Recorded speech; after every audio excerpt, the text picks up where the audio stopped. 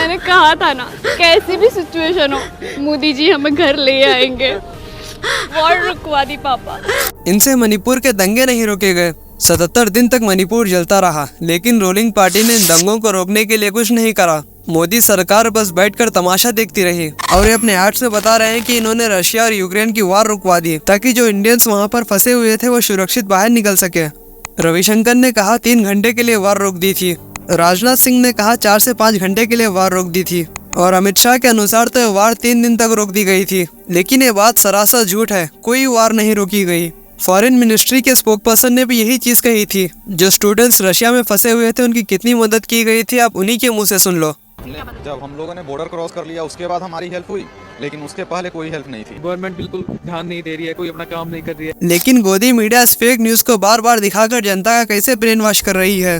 BJP के IT sales और गोदी मीडिया ने इस चीज को बार बार दोहराया ताकि जनता के दिमाग में इस चीज को डाल सके कि मोदी सरकार अपने देशवासियों का कितना ख्याल करती है और इस तरह से अपने फेल्यूर्स को भी अचीवमेंट्स की तरह दिखाते हैं। इस चीज को जनता के सामने लाने का काम था मीडिया का, लेकिन आज मीडिया गोदी में बैठी हुई है। ये बिकाऊ मीडिया आपको ये फेक न्यूज है करके आपको कभी नहीं बताएगी, उल्टा आपको ये न्यूज सही है करके बताएगी ताकि लोगों के दिमाग में ये बैठ जाए कि सच में पीएम मोदी ने वार रुकवा दी थी। जब टीवी में हर मीडिया चैनल पर आपको यही न्यूज देखने को मिलेगी तो आप इस चीज को सही मान लोगे और ऐसे करके मोदी सरकार आम जनता का ब्रेन वॉश कर रही है। क्या आपने टीवी पर ये न्यूज सुनी? पिछले महीने लद्दाख में 30,000 लोगों ने प्रोटेस्ट किया। ये नंबर लद्दाख की 10% पॉपुलेशन है। जरा सोचिए, किसी यूनियन टेरिटरी की 10% पॉपुलेशन सड़कों पर आकर प्रोटेस्ट करे तो ये प्रोटेस्ट कितना बड़ा होगा। लेकिन ये प्रोटेस्ट आपको किसी भी मीडिया ने नहीं दिखाया। इस चीज को दबाने की कोशिश करी जा रही है। अगर सोशल मीडिया और इंटरनेट ना होता तो ये चीज कभी हमें पता ही नहीं चलती कि भारत में इतना बड़ा प्रोटेस्ट हो रहा है।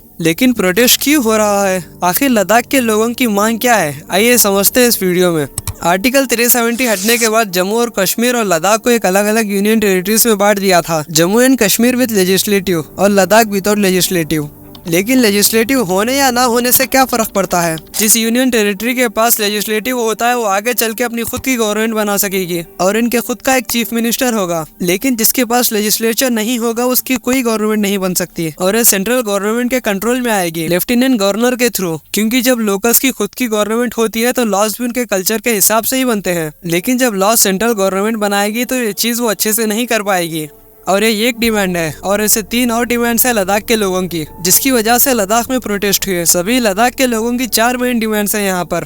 पहला, लद्दाख को 6th शेड्यूल में डाला जाए। दूसरा, लद्दाख को फुल स्टेटहुड दिया जाए। तीसरा, लद्दाख की तरफ से 2 MPs दिए जाए और चौथा, लद्दाख में एक सिक्योर जॉब के पब्लिक सर्विस कमीशन एस्टेब्लिश करी जाए। एक एक करके सारे डिमांड समझते हैं। पहला है 6th शेड्यूल। यह कॉन्स्टिट्यूशन का वो हिस्सा है जो ट्राइब्स के लिए बनाया गया है, जो ट्राइब्स को प्रोटेक्ट करता है। इसके अनुसार ट्राइबल एरियाज में डेमोक्रेसी को बढ़ावा देने के लिए वो अपने खुद के ऑटोनोमस डिस्ट्रिक्ट काउंसिल्स और ऑटोनोमस रीजनल काउंसिल्स बना सकते हैं। ये बेसिकली इलेक्ट्रिक बॉडीज है जिनके पास पावर है ट्राइबल एरियाज को एडमिनिस्ट्रेशन करने का। लोकल लेवल पर आदिवासी लोग अपने जमीन को लेकर, अपने जंगल को लेकर, अपने कल्चर को लेकर अपने कानून खुद बना पाएंगे। बाहर के लोग इसमें इंटरफेयर नहीं कर सकते। दूसरा डिमांड मैंने आपको वीडियो के शुरुआत में ही बता दिया है। तीसरा डिमांड, लद्दाख की तरफ से 2 MPs हो। जम्मू एंड कश्मीर और लद्दाख को डिवाइड करने से पहले लद्दाख के पास 4 MPs थे, लेकिन अब 0 MPs है।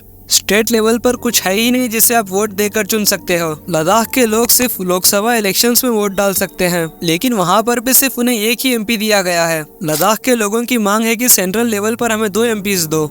ऐसा नहीं है कि ये प्रोटेस्ट पहली बार हो रहा है।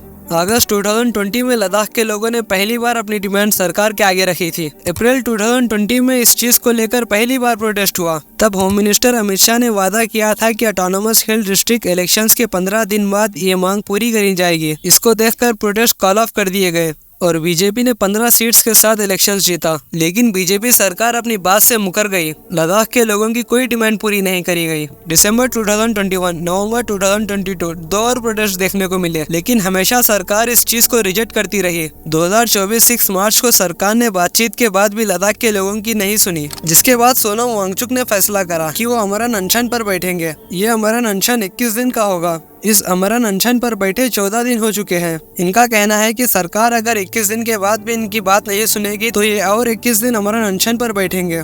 लेकिन अब सवाल यह आता है कि मोदी सरकार को इस चीज को एक्सेप्ट करने में दिक्कत क्या है? ये डिमांड तो लद्दाख का हक है और इससे बीजेपी का भी कोई नुकसान नहीं हो रहा। फिर मोदी सरकार इन डिमांड्स को एक्सेप्ट क्यों नहीं कर रही? जरा पहले आप इस चीज को देखिए, लद्दाख को अगर 6 शेड्यूल में ऐड कर दिया गया तो सेंट्रल गवर्नमेंट की लद्दाख के लैंड्स, फॉरेस्ट, कैनाल वाटर्स पर कोई पावर्स नहीं रहेंगी। इसका मतलब पीएम मोदी लद्दाख के पहाड़ों को, लद्दाख के जंगलों को अपने मित्र को नहीं बेच सकते। सोनम वांगचुक और लद्दाख के लोग ये नहीं चाहते कि उनकी जमीन कॉर्पोरेट एक्सप्लॉयटेशन के लिए ओपन अप करी जाए। ऐसा करना लद्दाख को तबाह करने जैसा होगा। लद्दाख हमारे देश का बेहद सुंदर हिस्सा है, लेकिन इकोलॉजिकली सेंसिटिव हिस्सा भी है। यहाँ के पहाड़ बहुत ही ज्यादा अनोखे हैं। यहाँ पर सबसे रेयर स्पीसीज पाई जाती है। यहाँ के लेक्स का पानी काफी साफ और क्रिस्टल क्लियर होता है। यहाँ पर काफी ज्यादा साफ सफाई रहती है। ऐसी जगहें हमारे देश के लिए अनमोल रत्न है। लेकिन आप देख ही सकते हो हमारी सरकार इस चीज को किस तरह से ट्रीट कर रही है। वैसे इस बारे में आपकी क्या राय है, नीचे कमेंट में बताना। अगर आप लद्दाख को प्रोटेक्ट करना चाहते हैं तो #SaveLadakh लिख देना कमेंट में, और इस चीज को ज्यादा से ज्यादा लोगों तक शेयर करें, क्योंकि मीडिया सरकार के गोदी में बैठी हुई है। इस चीज को मीडिया कभी नहीं दिखाएगी।